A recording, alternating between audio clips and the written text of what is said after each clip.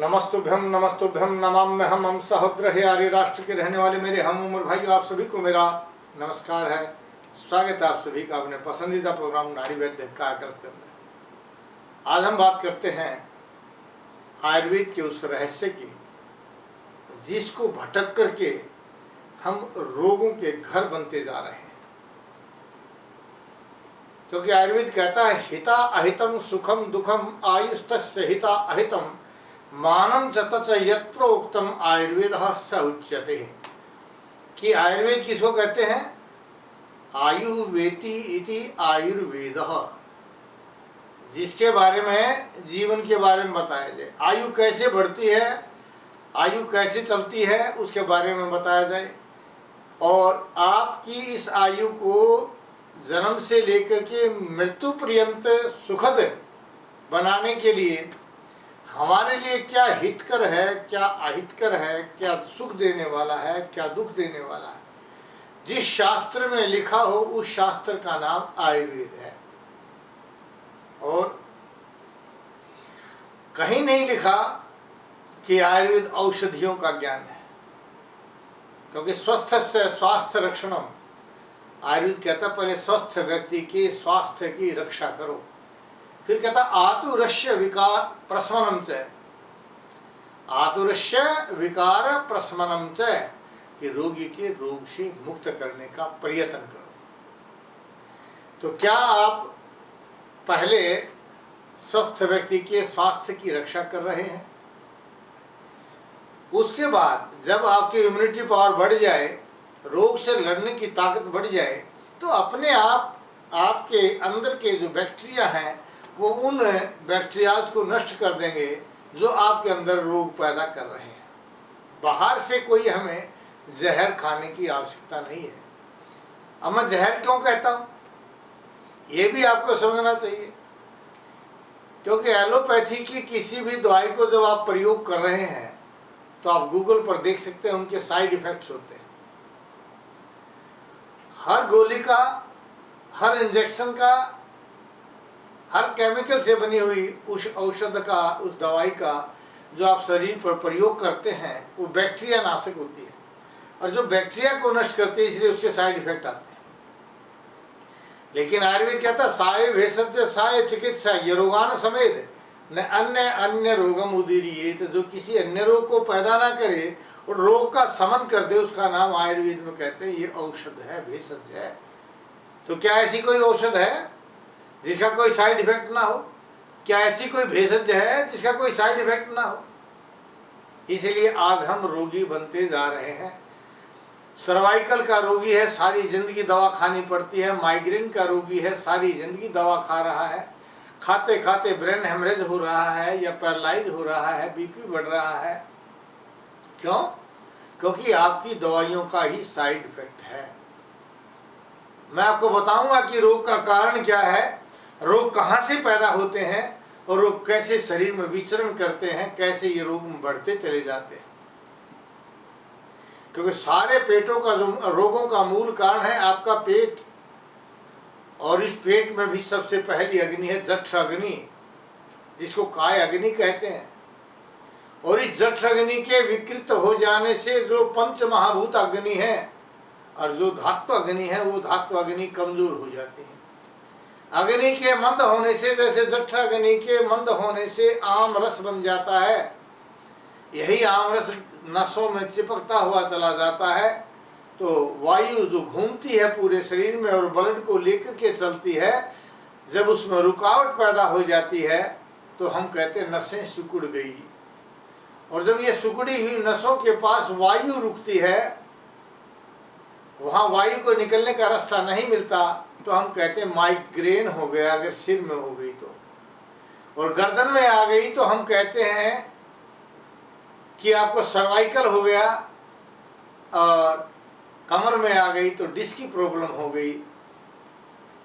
और अगर आपकी पिंडलियों में आ जाता है तो कहते हैं नर्व वेरिकोज हो गया।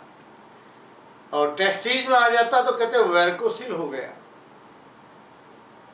और जब यही बढ़ता चला जाता है, हार्ट की तरफ आ गया तो कहते हैं हृदय रोग हो गया, बीपी बन गया, या आपका वाल्व सिकुड़ गए हैं, या फैल गए हैं, हृदय फैल गया, ऐसी बातें आ जाती है।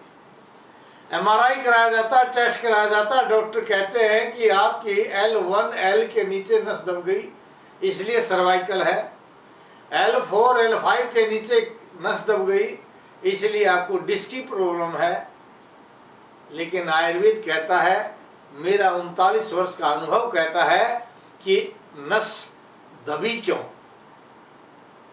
हमें इस बात पर सोचना चाहिए कि L4 L5 या L1 L2 के नीचे नसें दबी कैसे। जिस तरह से आपने खेत में एक ट्यूबवेल देखा होगा और पाइप के द्वारा पानी जो पहुंचाता है, जिसको सुंडवा कहते हैं, और उसमें जब तक ट्यूबवेल चलता है वो फूला रहता है।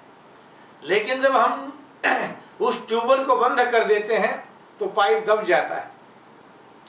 दबे हुए पाइप को आप कहीं दबा लीजिए, उसी के नीचे दब जाएगा।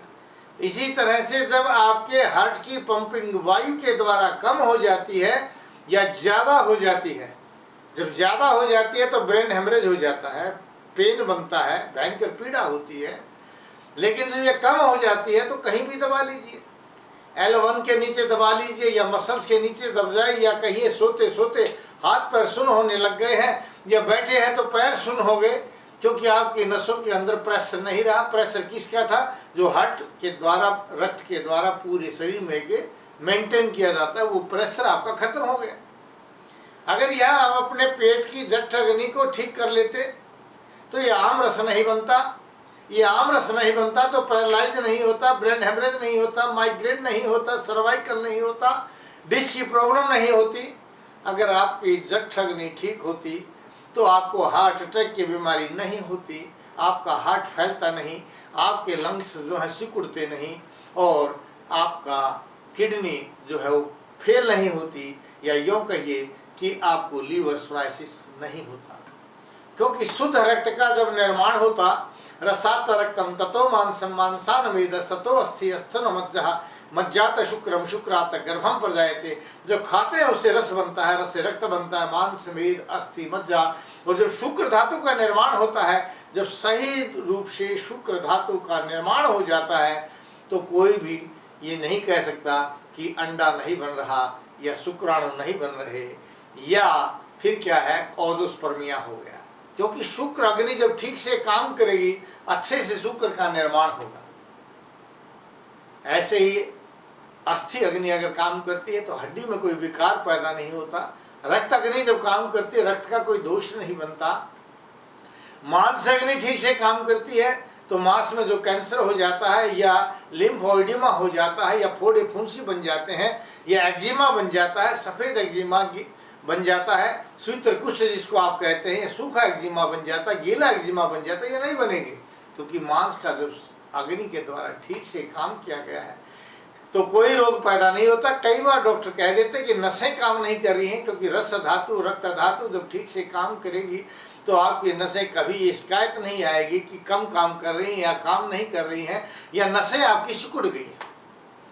इसलिए आयुर्वेद कहता है कि जठर अग्नि को ठीक कीजिए। लेकिन जठर अग्नि को कैसे ठीक किया जाता है, मैंने ये बताया है आपको रोग का लक्षण, यानी रोग कैसे बनते हैं, आपकी बात समझ में आ जानी चाहिए। अब रोग को ठीक करने के लिए हमें क्या करना चाहिए? हमारी जठर अग्नि अगर कमजोर हो गई तो हमें क्या करना चाहिए?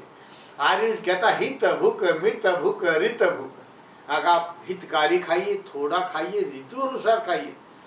लेकिन थोड़े खाने की क्या परिभाषा है, ऋतु अनुसार खाने की क्या परिभाषा है, कैसे जाने कि ये ऋतु का फल है? तो उसके लिए अनुभव कहता है कि जो फल सस्ता हो जाए, जिस ऋतु में हो जाए, उस ऋतु में उन फलों का प्रयोग करना चाहिए।